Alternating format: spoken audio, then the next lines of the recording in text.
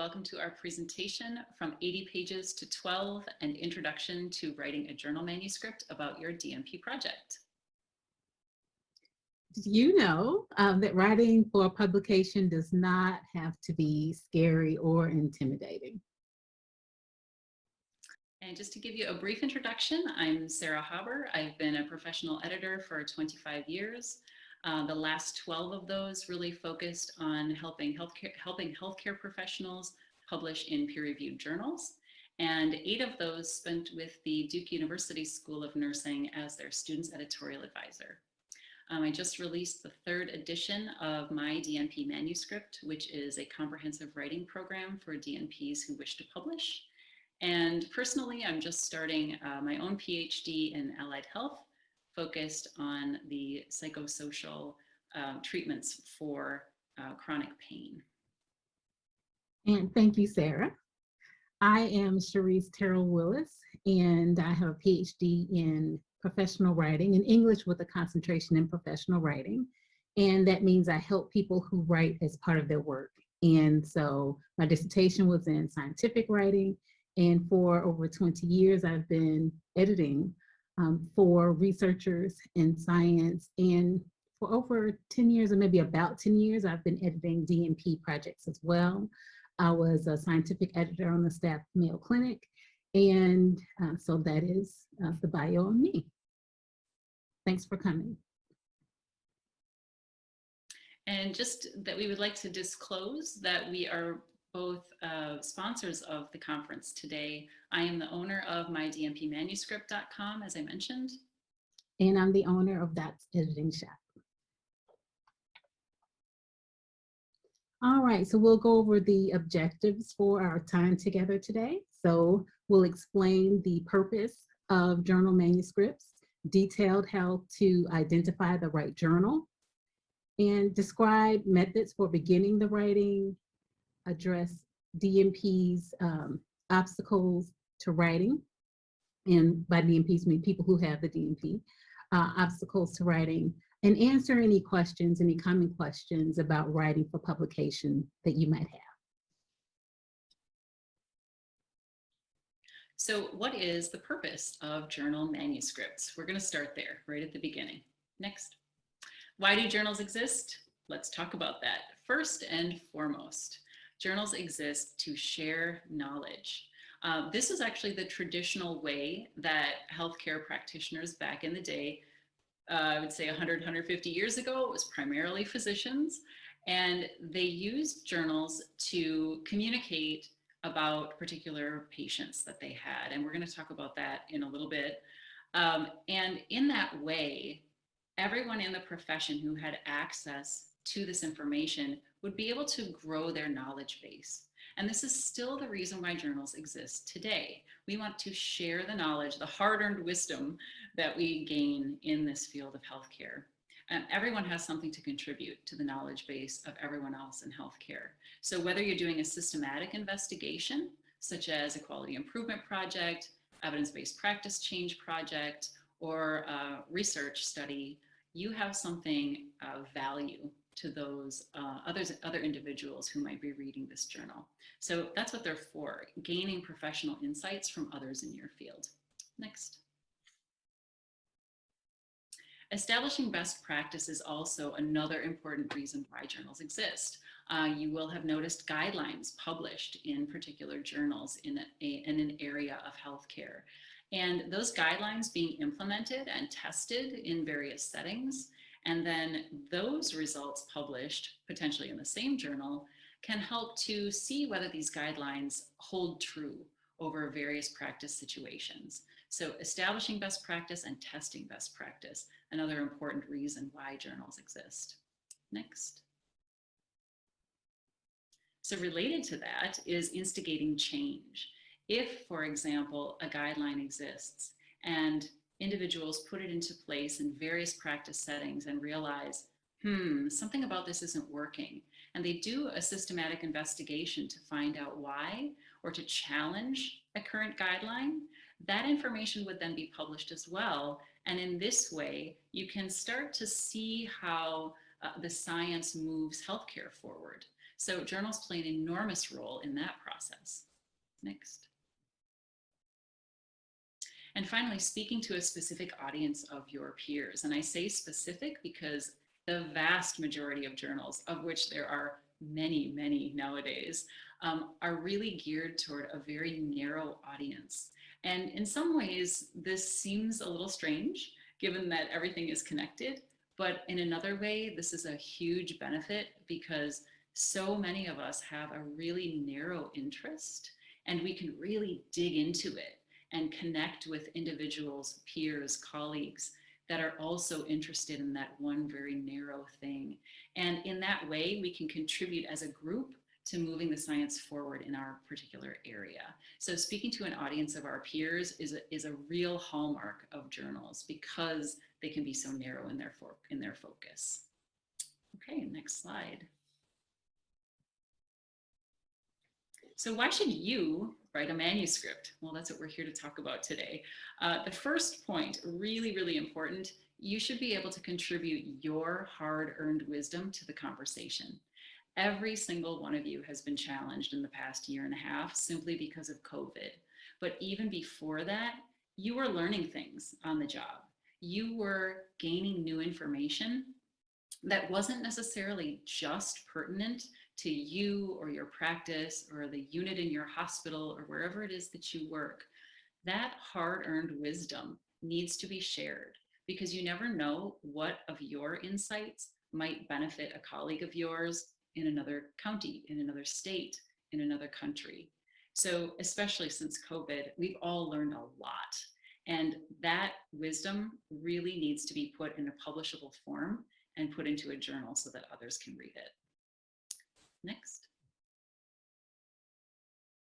Now, establishing your name in an area of expertise. This might not have been a motivation for you going forward to get a doctorate, but it is a benefit of having a terminal degree such as DNP that you can publish. You do have the option to put your name on a piece of work in black and white and see it in published form and share it with the world and start to get recognized for something that you know a lot about. That's an enormous benefit.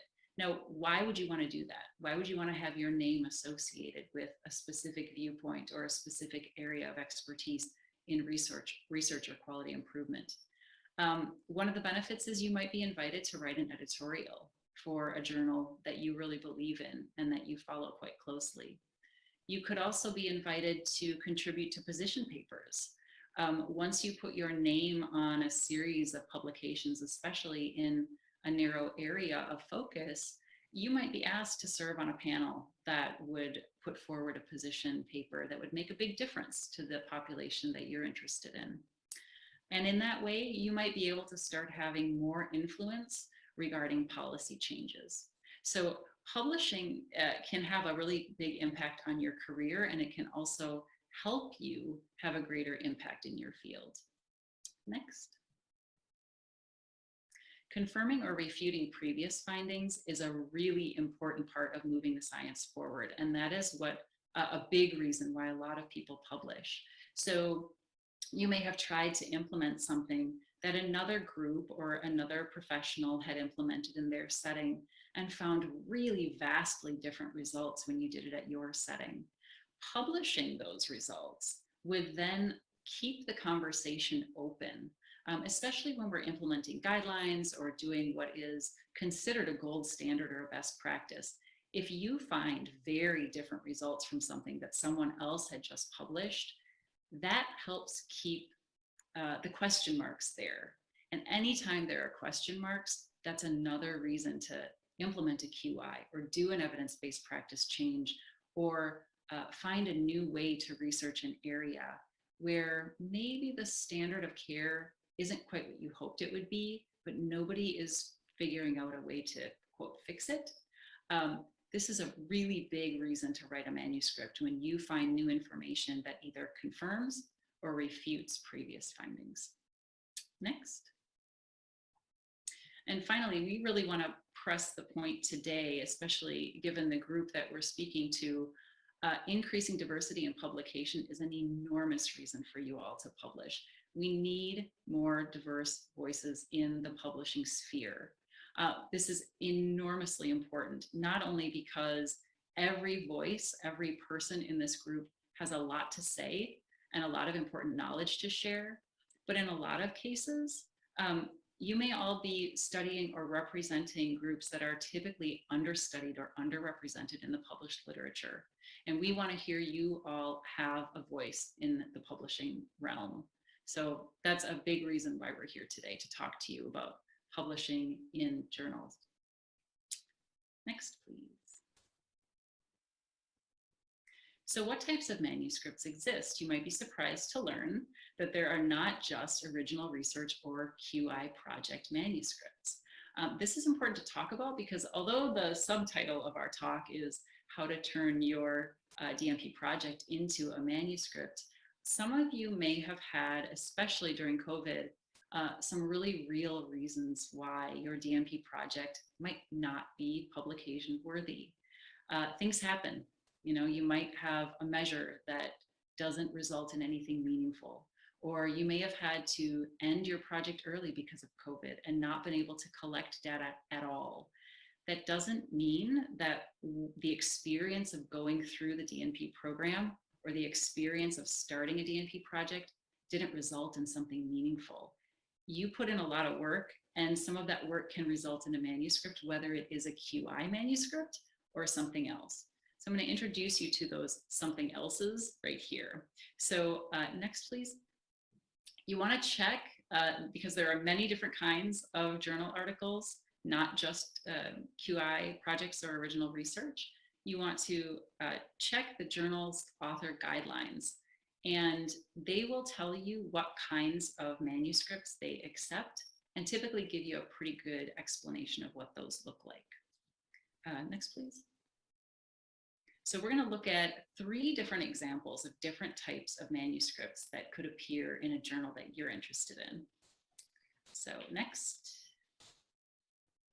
The first one is from the Journal of Advanced Nursing. Oh, next, I guess the bullet needs to, I guess the bullet isn't showing up on the slide. Can we advance?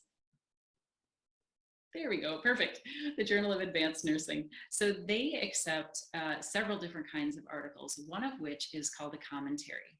And you'll see here these brief author guidelines. I put the reference there at the bottom, the source URL, so that you can visit their author guidelines for the journal if you're interested. And they describe that they accept 2 different types of commentaries, but they prefer the first type. Now, this type is written in response to a paper published in the journal, and this commentary will offer expert opinion from 1 or more people who may agree or disagree, which I find really interesting, on a current understanding or status of an area or how practice should be undertaken. Now, for a commentary, you will not have an abstract typically, and you will limit your references here, it says to 5 or fewer, and you will only write about 2,000 words. So that's a pretty small piece, but commentaries can be very powerful. So next, please, we're going to look at an example here.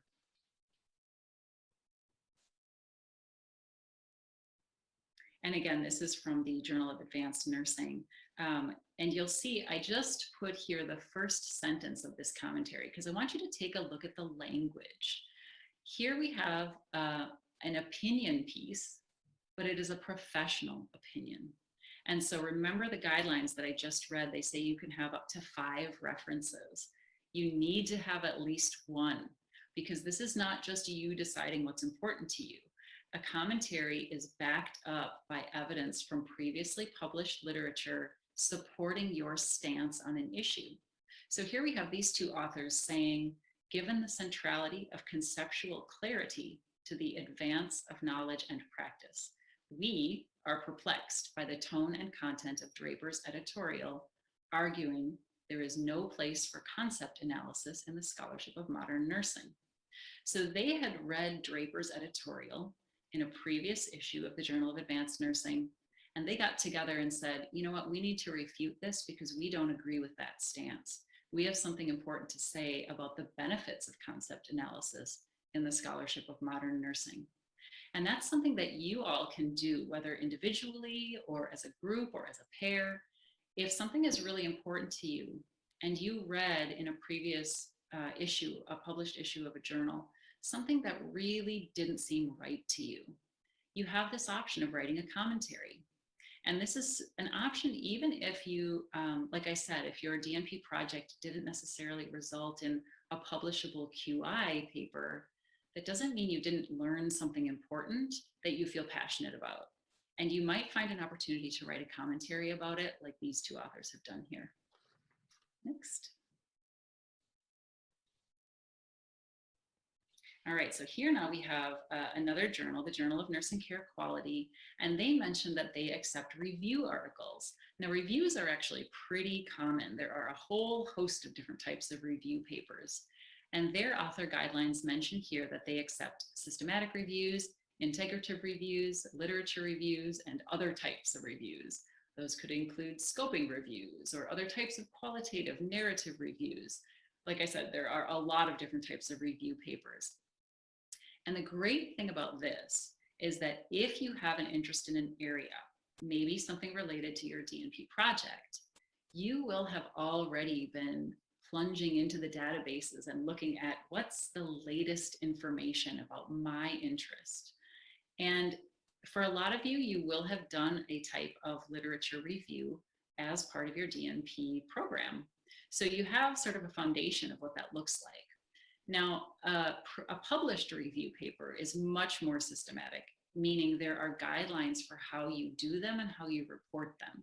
And you'll see here in the author guidelines from the Journal of Nursing Care Quality, they tell you that you need to use a guideline for reporting the review, such as the PRISMA. Now, the PRISMA is really common. It's used for systematic reviews, and they just updated the flowchart diagram that you need to use when you publish. So if you're looking at writing a systematic review, definitely take a look at their organization's website.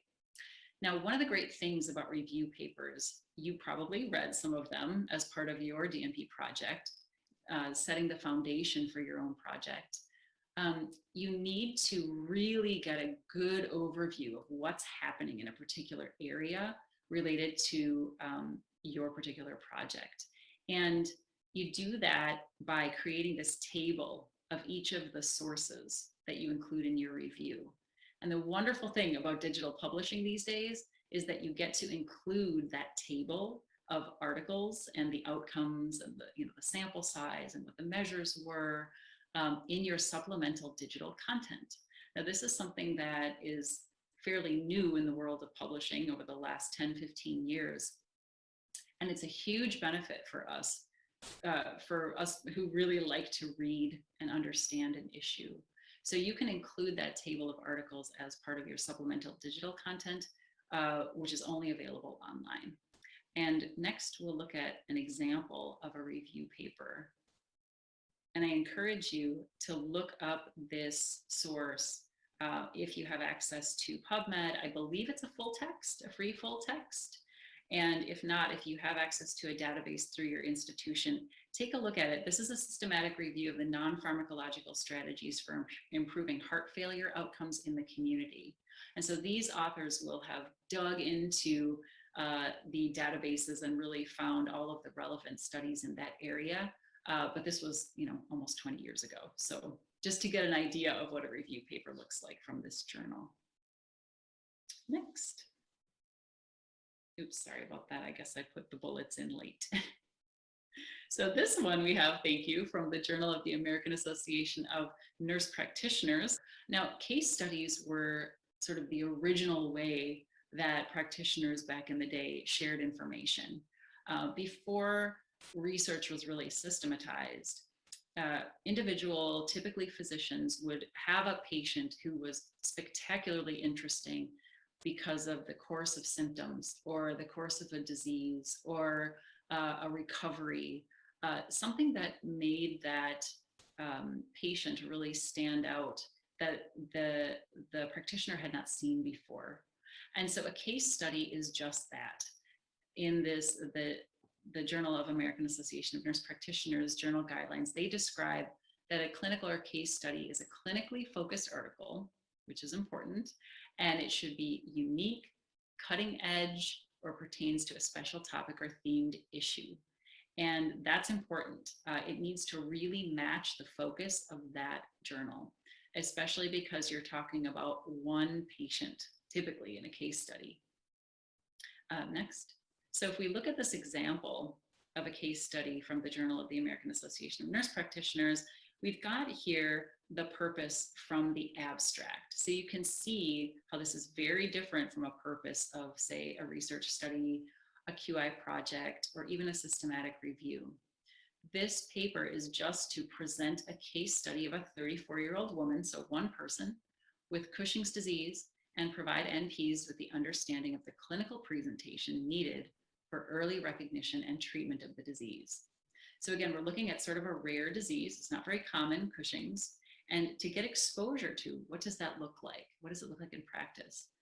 You can do one of these. Let's say if during the course of your DNP project, one of your participants was a real outlier.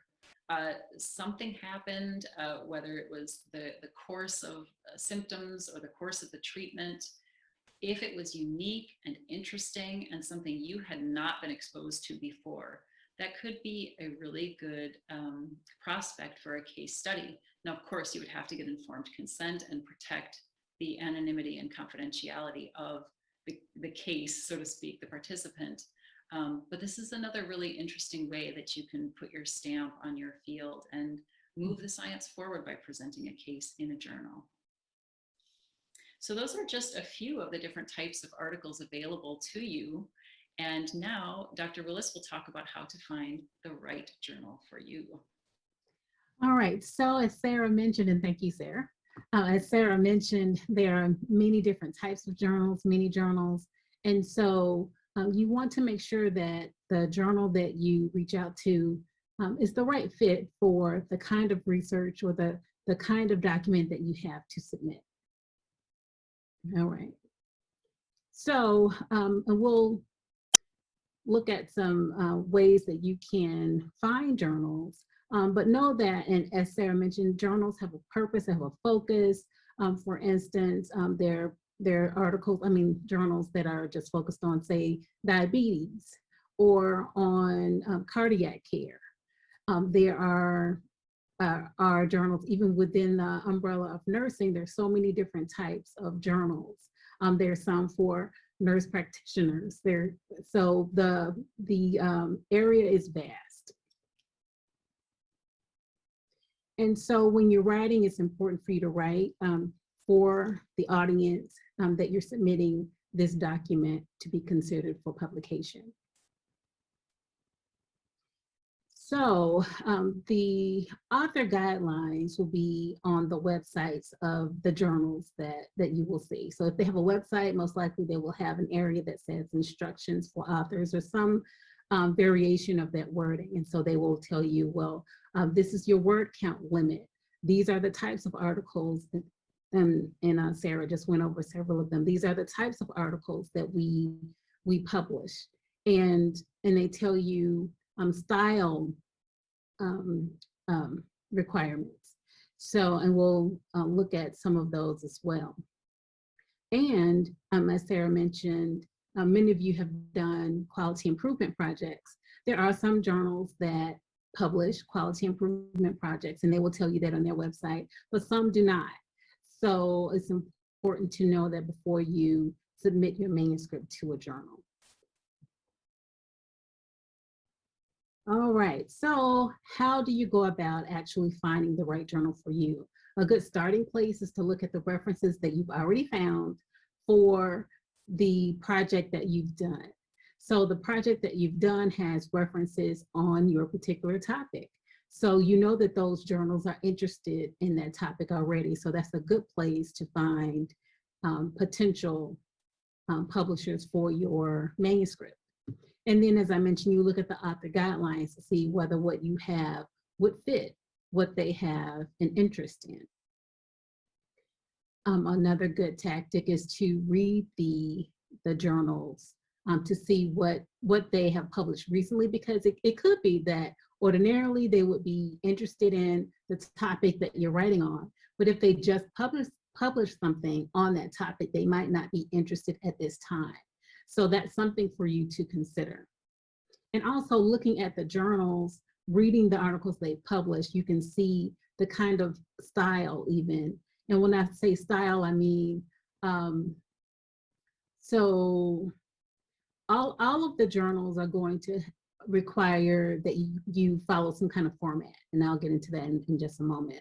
But also, you can see just the wording, how they present things, whether your type of writing is consistent even with how the wording seems to be in those journals. And also asking mentors, faculty members, colleagues about potential places where you could publish. Sometimes faculty members have a relationship with journals and they can say, oh, well, I know that they publish this kind of subject. You should go here. Or I have a colleague who publishes in this area. Let me ask that person what they might recommend. So you're not really on your own to determine the journal that you should consider. All right, so I mentioned that the websites have areas where you can see the author guidelines. And so this is just an example of the American Journal of Nursing. And so we have the drop down menu here. And so you can see where you go for information for authors. So it says for authors, and then in the drop down, you see information for authors.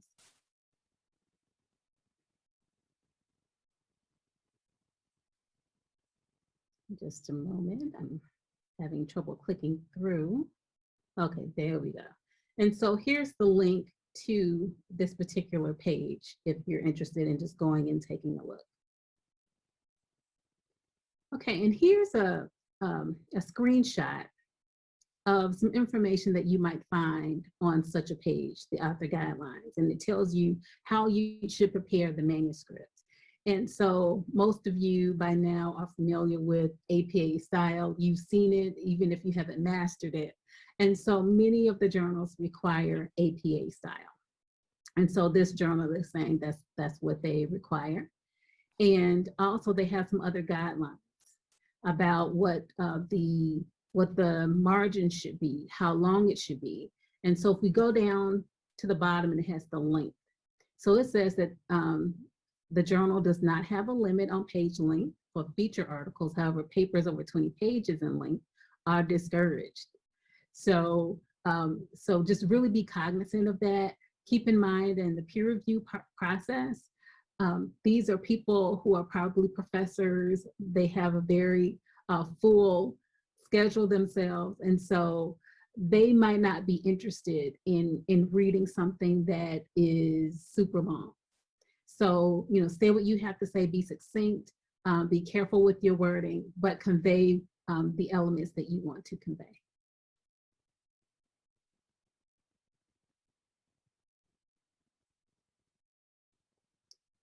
Just a moment.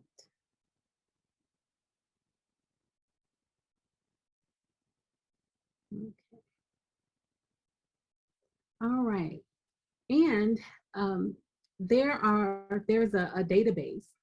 We see here Nursing Journal Directory that has a lot of journals that have been vetted already.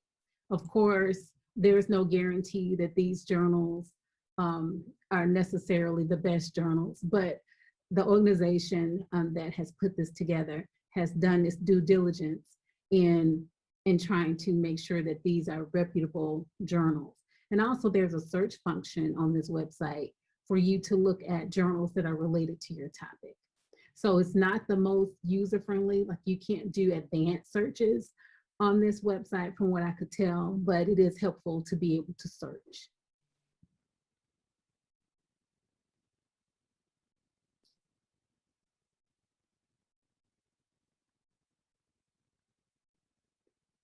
Just, okay, there we go. Okay, so I just mentioned the directory of journal articles. I mean, not journal articles, of journals. And so one element that's good about something like that is that most likely you can avoid predatory journals. And so that just means that these are journals that are really out to take advantage of people. And you don't want a journal like that to consider for publication. And chances are you might not even be published, but even in the process, they would charge you more money than is typical to publish your journal article. So you want to avoid those. And so here are some ways that you can avoid predatory journals. There are certain signs that are flags for these kinds of journals. So when you start your communication with these journals, sometimes their email is just a little bit too informal. You have operated in professional circles before, you are professional yourself, and so you know how you would typically communicate via email. And sometimes they will leave out the journal's website. And if they do, you should take a look at the website to see whether it looks like a reputable place. Oftentimes there are grammar mistakes, sentence structure mistakes that you would think that a professional journal, an organization that is focused on words, you would think that they wouldn't make those kinds of mistakes. And what is the reputation of the publisher? Is this publisher published in databases that you would see other similar journals? So look around, do your own due diligence, ask your mentor or professors about the reputation of that particular journal. Also, I have here the publishers' full contact details provided on every page. So you want to make sure that this is an organization that you could reach if you needed to do so. And there's something called the impact factor.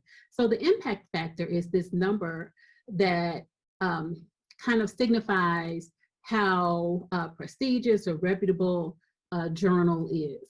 So you want to look for that as well. So the higher the impact factor, or the number, the higher the reputation of that journal. And it simply means that other people in the field are citing that journal, citing articles published in these journals, that other people have found this information to be credible.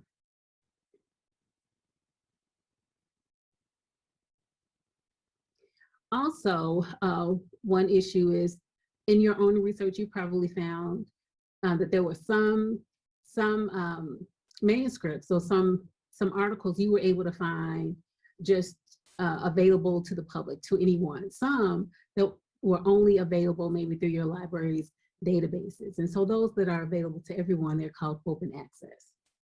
So if these are open, if it's an open access journal, have they explained the model they're working with? Okay, and you can get more advice on predatory journals by following the link here.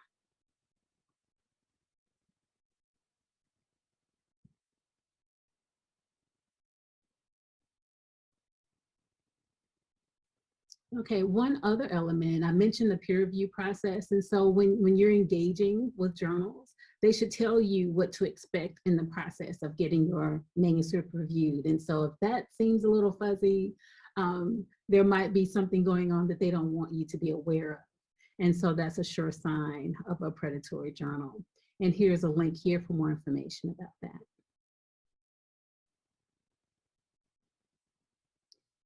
All right, and so Sara will tell us now that you have information about the purpose of a journal, how to select a journal. So go ahead, Sara, and tell us how they can begin to write. Yes, the scary part. So yeah, if you would advance the slide, please. We're going to go through a little Q&A. These are common questions that both of us receive actually from DNPs interested in publishing. The first most important one, should I try to edit down my 80-page DNP project paper that I wrote for my program, or should I start a manuscript from scratch? And let's look at the answers here. Editing down a large document into a manuscript format is really, really hard. It is so much easier to start a fresh draft. And the reason why you want to do that is that you want to write for your journal. So remember what Dr. Willis said about picking a journal. You want to pick the journal first, then you want to write. And so if you do that, you will find, if you would put up the next bullet, that you need to match a specific style, specific format. You want to look at recent articles from the journal that you picked to serve as a content guide. So that's why you don't want to look at this, 80-page mass of chapters that you created for your DNP program and try to whittle it down. It would just be so hard. You want to write for your audience, and that means looking at what the journal has already published and what it wants to see from you. And if you put the next bullet up, the most important thing about that is you don't want to put in things that don't belong in the journal manuscript. So there's a lot of work that you did as a part of your DNP project papers that actually doesn't get put into a publication. So always start fresh. That's our biggest advice. Try not to whittle down that 80-page paper. It'll be far more of a headache than it seems to be from the beginning. Okay, next. So the next question, should I use an outline to organize my paper? I don't want to miss anything. Brilliant. The answer would be yes. Use an outline. Outlines are fantastic. You'll want to base your paper on one of the following types of outlines. So there are 2 bullets here. One would be the journal guidelines for the journal that you selected. Oftentimes the journal guidelines will tell you what headings they want to see in your paper. It's an outline. It's exactly what you have to follow. So just like I just mentioned on the last slide, follow what the recently published journal articles or the articles from that journal have done as far as format and content. If they don't give you any rules, the next bullet would be standard manuscript format. So this is what's commonly called IMRAD format. That includes the introduction and the methods, and you can advance the bullets. In introduction, methods, results, and discussion. So those are really broad sections of a manuscript, but that really encompasses everything that a standard QI or EBP or research manuscript will encompass. Now, there will be details in each of those sections, but if your journal doesn't tell you what content to put where and under what headings, then this IMRAD format is entirely appropriate. So should you use an outline? Yes, definitely. You want that outline to organize the content of your paper. It will make writing so much easier. Okay, next slide. Now, the next part of writing is going to be the style that your journal uses. Most journals, especially those published in the US, will use either AMA style, which is the American Medical Association, or APA style, which is the American Psychological Association. It really just depends on the journal. The journal guidelines will tell you that. If they don't, I've seen a couple of newer journals say, we don't care what the style is, just be consistent. So use one style for everything, either APA or AMA, and then they will format it to their journal style with their copy editors once the manuscript is accepted. So this is another reason why you need to read those journals' author guidelines right away, so you don't waste time doing something that you don't need to do. All right, next, please. What is scientific or academic writing style? Okay, this is extremely important. By now, at this point in your career, after having gone through a DNP program, you probably know the answer to this already, so this will just be a review.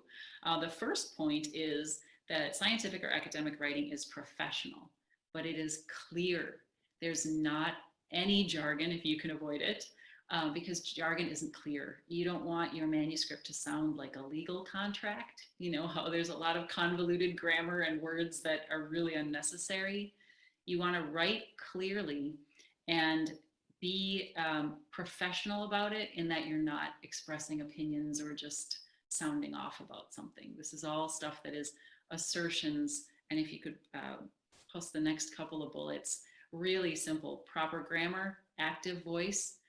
These are the bedrock of good writing. And the next bullet is really the hallmark of scientific, academic, scholarly style, in that your argument is written based on assertions cited to previously published work. So remember that commentary we talked about, even that commentary, which kind of seems like a professional opinion piece, those professional opinions are based in the science. And so they are cited to the science. That's what scientific and academic writing style is. You're not just saying, I know something better than everyone else and I'm going to put it forth in the world. You're actually basing your opinions, your professional opinions, and the state of the science based on what's already been published. May And I say finally, something here? yeah, please. Yeah, okay. So this one, I've noticed that many students write their literature review perhaps as this person said this person said this person said this. And so I view it very much as a conversation that that instead of just listing what people said, show how what they say are related to is related to what someone else said, and then you position your argument within that conversation that has already been going on, so that you won't Yes. just have a list. Okay. Go ahead. Yes, excellent point. I love that. That's what I call the difference between a study-based paragraph, which is kind of this listing, like these authors did this, and then you describe that study, and then these authors did this. That's sort of a collection of study-based paragraphs instead of a topic-based paragraph, which is, this is my statement of what the research says, and now I'm going to back that up with some sources. So yeah, thank you for mentioning that. That's super important. And then I think the last one is just, again, reiterating that you don't want to have any just unsubstantiated opinions or unsupported beliefs. If you could put that bullet up there. I think that's the last one we have for what really differentiates the scientific or academic writing style. So hopefully that's clear to you by now at this stage in your career. Next question, how long should it take to write a journal manuscript? This is often, I would say, the intimidating point for especially new writers who think, oh my gosh, I have to just sit down and write it all out. It's got to be perfect right from the get-go. No, it doesn't. In fact, it'll probably be really bad at the beginning, and that's normal. You need to think in drafts. Think in, I'm going to write a draft, I'm going to let it sit, I'm going to come back to it, and then I'm going to revise and write another draft. So next bullet, please. I really want to reiterate this, that good, clear writing takes time. This is not something, even for professional writers, we both know this very clearly. It is not something where you can just, spit it out all in one go and it's brilliant. No, it takes time. It takes revisions. It takes letting it sit. I call it, we all simply call it letting the draft rest. Let it rest, let your brain rest, walk away, spend time with family, spend time with work, do whatever you need to and want to do. Come back to it a week or so later with fresh eyes, and you will see gaps much more easily, and you'll be able to throw out words much more easily. And next bullet, I would say, in general, a good goal is to have a solid first draft done in about 2 to 3 weeks of writing, and then a polished final draft, maybe 6 to 8 weeks, depending on how much time you can dedicate to it. If you're working full time, maybe you're still in your DNP program, if you have a family, all of those things take a lot of time for good reason. So try to give your manuscript as much time as it deserves too, but don't rush it. It will not pay off in the end. The longer time you take at the beginning, revising, the better your chances of actually getting published in the end. Right. May I say one other thing? Oh, yeah. I know that people who've graduated and even people still in the program, you have classmates, you have mentors who've looked at drafts that you've had. And so you can continue that kind of practice of getting feedback from trusted people who can give you, feedback on what you've done. So in that time of revising, you don't have to be alone in that process. Yeah, good point. Excellent.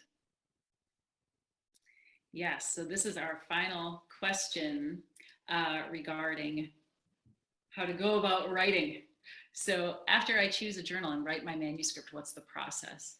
So you've chosen your journal, you've written it according to the author guidelines. The next step is to follow the journal's guidelines for manuscript submission and don't miss anything. So there's 2 things. There's the information for authors, which includes how to write the thing. And then there's the submit a manuscript tab. Typically those are separate. And the submission tab will have information about how do you go about submitting? What do you need to do? So I've got a few bullets here. You can actually just put them up on the screen all at once. That's fine. A few things to think about and be aware of. You're most likely going to be asked to separate your manuscript into different documents. So 1 page for the title page, 1 page for the abstract, 1 page for each table and figure. And that's normal. You have to remember to anonymize your names. None of the authors should be identifiable. The institutions shouldn't be identifiable. So that's really important. If your journal requires you to number the lines of the manuscript, you need to do that before you submit, or your paper will be rejected immediately. I already mentioned breaking the paper into separate documents. Couple more bullets here, just submitting figure legends. If you have a figure, the legends are separate. That seems bizarre, but that's the way it's done. And then supplemental digital content will be separate as well. So hopefully this information gave you a little bit more insight and a little bit less anxiety about the process of actually starting to write your manuscript all the way through to submission.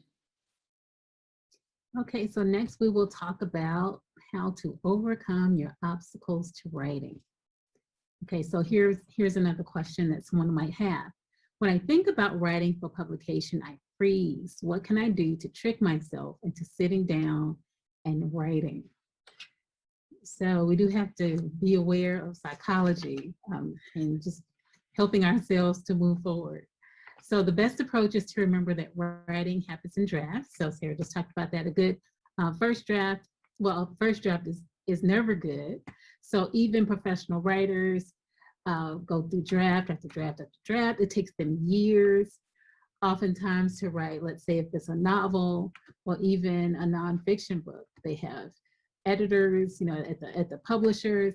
So they are aware that the first draft, the purpose of the first draft is just to get started, just to get some ideas out there. And that helps you to question yourself. And you say, well, I see this, so what's missing? What's missing? And you just continue to ask yourself what's missing to fill in the gaps. You can write a first draft as you would if you were writing an email to a friend. And so that just takes the pressure off that, there aren't any high stakes to this at this point. You're just telling someone what you're thinking about a topic. And so that takes the stress off some. And you know that you can just revise it later. Again, there is no pressure. You have these ideas, you want to refine them, make them clearer later. And you will also add those citations later. You will firm up the language so that it's more consistent with the journal. You'll do that later. So the important thing is to get started and just get those ideas out there. So, these are just some ways to trick yourself into just getting started. Another thing you can do is when you get those requirements that we talked about from the website, go ahead and pull those requirements out, maybe create a Word document or Google Doc, whatever you work with, and put those requirements in that. So that whenever you look at the requirements, you're not also looking at the website and the logo, because that can be intimidating. You might think, oh, I'm not thinking about that, but you just never know. We're thinking about psychology and ways to encourage you not to be so fearful of the process.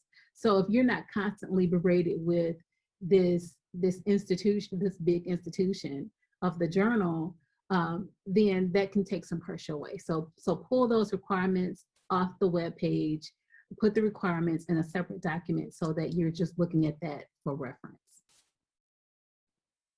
Hey, I've been told I am not a good writer, but I know my DNP project is worth publishing. How can I get better at writing so I can publish? So we believe that everyone has the potential to become a better writer, right? So it just might mean that you need more time, more practice. There's no shortcut to becoming a better writer. I also teach at Arizona State University freshman comm classes. And at the end of the class, the students have to write a reflection about their experience during the class. And so I was just looking at one of them, and the student said, well, she learned that she can just write a little bit, take a pause, write a little bit, and write in steps. She does not have to, she said, I don't have to write a novel in one sitting. And so, and that is true. And that is key to learning how to write. So another thing you can do is set aside time each day to review grammar, writing tutorials, if you know that that's an issue that you have. I know many people use Grammarly. I have never used Grammarly. But people who've used it tell me that it helps them greatly, you know, people who have issues with grammar. So I'm sure there's some other resources as well. You can hire a writing coach or a tutor to help you through the manuscript that you're working on. Join a writing class or online group. So I mentioned still maybe depending on your classmates or talking to your professors about providing some encouragement along the way as you revise. But there also can be, maybe you've talked to your classmates and you've all decided you have this goal of publication and you can work together maybe in helping each other to revise. So, as I mentioned, the important thing is just to get started. That's right. And we hope that this presentation will help you achieve that goal and give you some motivation toward achieving that goal.